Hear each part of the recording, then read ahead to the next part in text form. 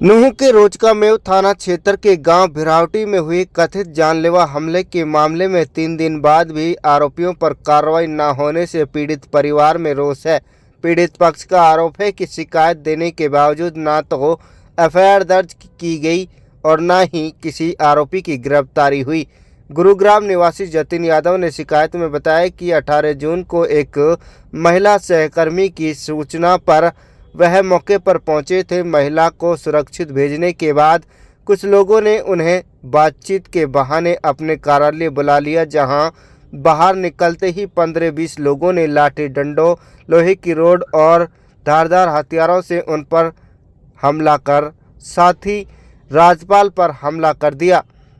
हमले में दोनों गंभीर रूप से घायल हो गए। पीड़ित का आरोप है कि हमलावर उसके गले से करीब 3 तोला सोने की चेन भी छीन ले गए। पूरी घटना आसपास लगे सीसीटीवी कैमरे में कैद बताई जा रही है। वहीं घायलों को गंभीर हालात में दिल्ली हायर सेंटर रेफर कर दिया गया। जतिन यादव ने आंखों में गंभीर चोट लगने की बात कही है। पीड़ित परिवार का आरोप है कि पुलिस प्रभावशाली लोगों के दबाव में कार्रवाई नहीं कर रही है। परिवार ने एसपी नूंह से हस्तक्षेप कर आरोपियों के खिलाफ हत्या के प्रयास, लूट और मारपीट की धाराओं में मामला दर्ज कर गिरफ्तारी की मांग की है। वहीं रोजकामेव थाना प्रभारी विनोद कुमार का कहना है कि शिकायत प्राप्त हो चुकी है और मामले की जांच कर उचित कार्रवाई की जाएगी। क्या नाम भाई आपका? सर मेरा नाम जतिन यादव है। सर जतिन भाई, क्या पूरा मामला है? आपके ऊपर जानलेवा हमला हुआ है, क्या कहना चाहते हो और क्या मांग करते हो? सर मेरे बहन जी है जो ये हम दोनों प्रॉपर्टी का काम करते हैं, एक साथ ही प्रॉपर्टी का काम करते हैं। 17 तारीख को बहन जी का मेरे पास में कॉल आया था कि ऐसे ऐसे कुछ अज्ञात बंदों ने उनकी गाड़ी रुकवा ली है, ठीक है, और गाड़ी के सामने आके और उनको जान से मारने की कोशिश करी है, ठीक है। तभी मैडम का फ़ोन आया, हमें कैसे भी करके यहाँ से निकलवा दो। वहाँ पे मैं मौके पे पहुँचा, मेरे और 4 दोस्त थे जिनको मैं लेके गया था, जिसका राजपाल है नाम एक का और एक का सोनू नाम है, ठीक है। हम वहाँ पे गए हैं तो उनको समझा बुझाकर मामला शांत करवा दिया और मैंने बहन जी को वहाँ पे भेज दिया था कि आप निकलो। उसी टाइम के दौरान मेरे कोई मिलने वाले वहाँ पे भिरावटी गांव के रहने वाले हैं, उन्होंने मेरे को देखा तो मेरे को उन्होंने ऑफिस में बैठा लिया कि आ जाओ भाई साहब, कोल्ड ड्रिंक पीते हैं, फिर उसके बाद चले जाना, आपसी का मामला है, अब ये सॉर्ट आउट हो गया है। 20 मिनट उन्होंने मुझे बैठाए रखा है ऑफिस में। कम से कम 20 मिनट बाद उनकी कोल्ड ड्रिंक आई है वहाँ से, जबकि पास में ही दुकान थी। तो ये सारा खेल रचा गया है, वहाँ से हमें बैठाया गया है। उसके बाद में ही हिलालपुर टोल से बंदे लाए गए हैं सारे और मुझे जान से मारने की कोशिश करी है, वो सारा कैमरे में रिकॉर्ड है, ठीक है। उसके बावजूद भी मैंने कल फिर दोबारा मेरे कार्यालय सोना में 2 गाड़ियाँ फिर आई है और वो धमकी दे के गए हैं यहाँ पे, या तो एफआईआर अपनी वापसी ले लेना, नहीं तेरे को जान से ख़त्म करेंगे। तो इससे मैं एसएचओ साहब से यही रिक्वेस्ट करता हूँ, इन पे कानूनी कार्रवाई करे और इनको सजा मिले।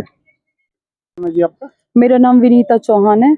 मैं भिरावटी गांव की बेटी हूँ और देविंदर राघव सन ऑफ मूलचंद मेरे चाचा हैं। मेरे चाचा ने 12 तारीख को रोजकामेव थाने में एक एप्लीकेशन दी थी कि उनके घर से कोई कृषि का सामान लेके चले गए हैं।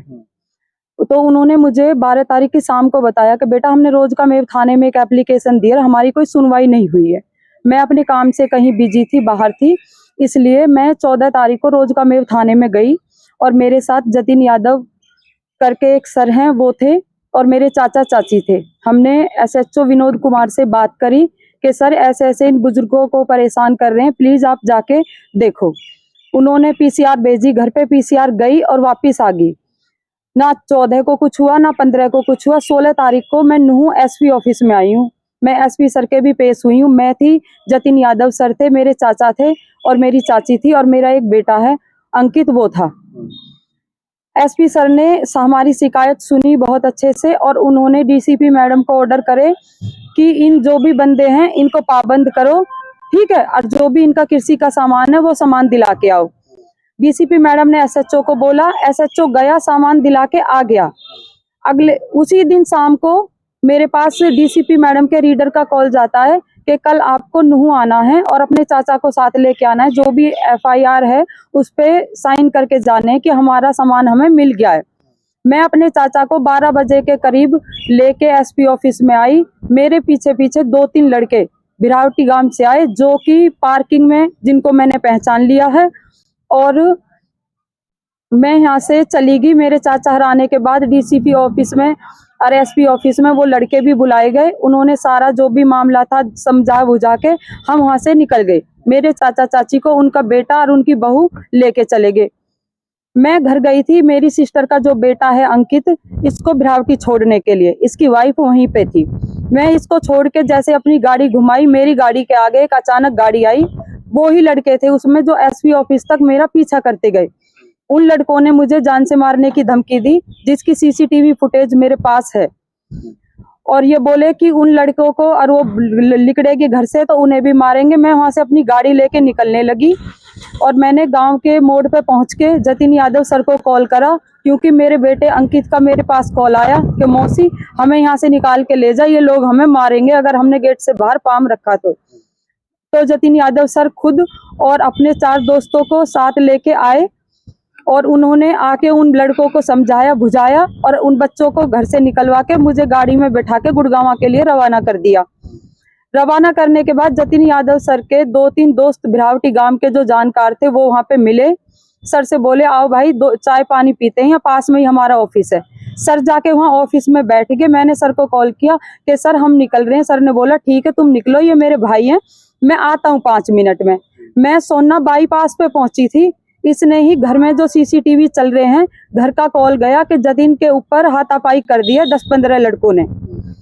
जतिन सर जैसे अपने ऑफिस से निकले, सीसीटीवी फुटेज में वो दिख रहे हैं कि उन लड़कों ने अचानक रॉड डंडा जो भी उनके पास अवैध हथियार हैं जो भी हैं सबसे उन्हें खूब मारा है जान से। ठीक है, उनको काफी सारी गंभीर चोट भी आई है। अब आपने जो शिकायत दी है वो कहाँ पर दी है?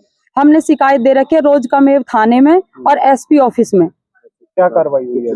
अभी तक कोई कार्रवाई नहीं हुई है। ठीक है, हम चाहते हैं कि ये जो लोग सरियाम सीसीटीवी में आ रहे हैं और हमें सरियाम जान से मारने की धमकी दे रहे हैं, 3 दिन होली है आज, ना कोई अरेस्ट है ना कोई एफआईआर है, इन पे सख्त से सख्त कार्रवाई हुई जाए।